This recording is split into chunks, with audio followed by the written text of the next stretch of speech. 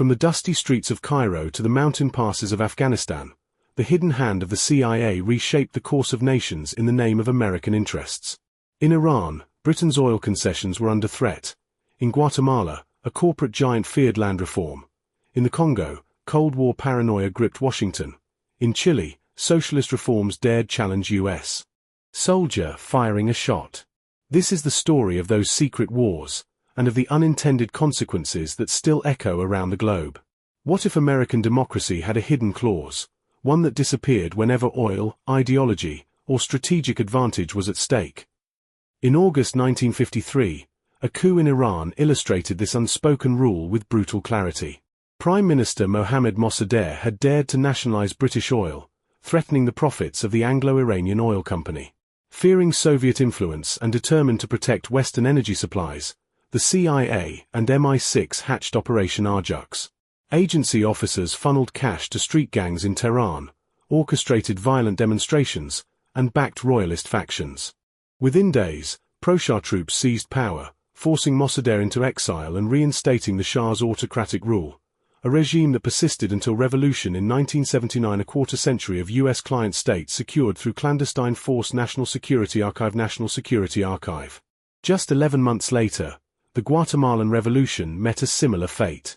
President Jacobo Arbenz embarked on land reforms that expropriated unused estates from the United Fruit Company, a powerful U.S. corporation.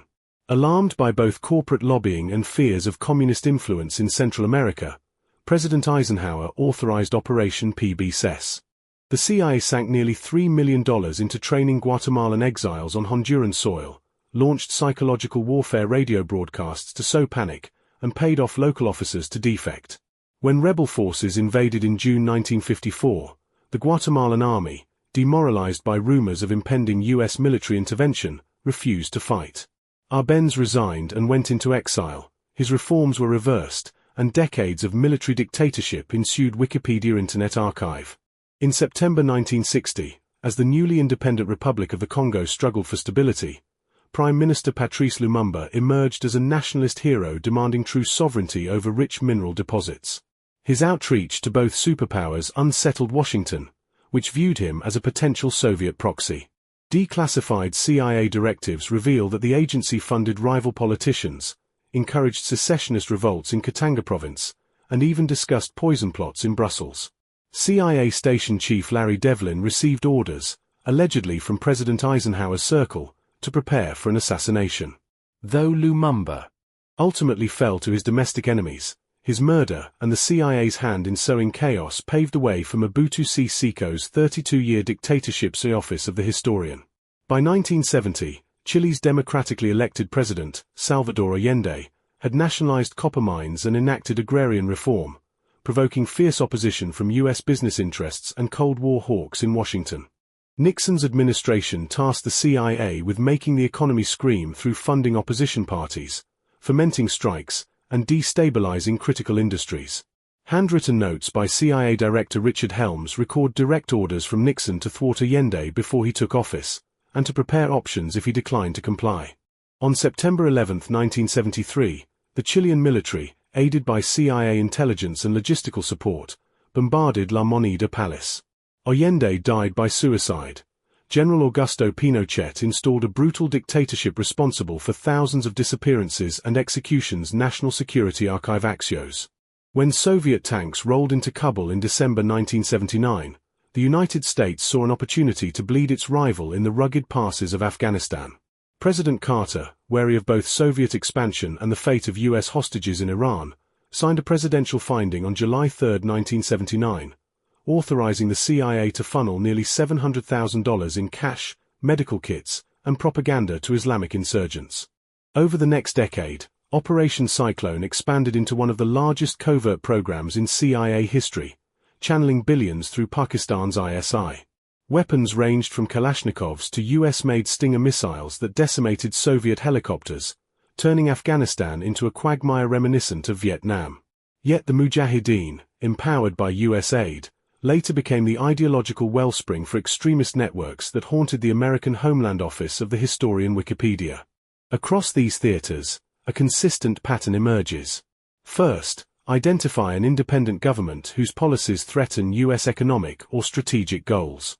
Next, covertly fund and train opposition elements, be they politicians, trade unions, or guerrilla forces. Then unleash psychological operations, radio broadcasts, disinformation leaflets, and staged protests, to undermine public confidence in incumbent regimes.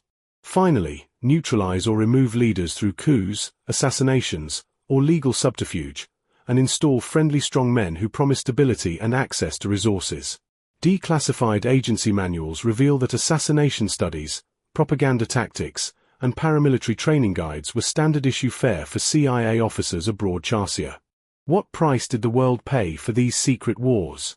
In Iran, the 1953 coup eroded trust in the West and fueled anti-American currents that erupted in the 1979 Islamic Revolution. Guatemala's coup unleashed decades of civil war and genocide. The Congo was robbed of its most promising leader, institutional trust was shattered, and authoritarian rule became entrenched. Chile's democratic institutions were gutted, leaving a legacy of trauma that persists in the national psyche. Afghanistan's so-called victory over the Soviets sowed the seeds for radicalism that led directly to September 11, 2001. And in each case, the human cost, disappearances, torture, repression, mass displacements, remains immeasurable. AP News National Security Archive.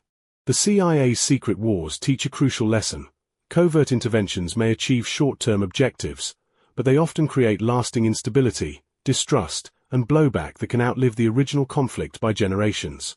In lifting the veil on the CIA's clandestine coups and revolutions, we confront the limits of power wielded in anonymity. The agencies, governments, and corporations that once demanded secrecy are now compelled to reckon with history.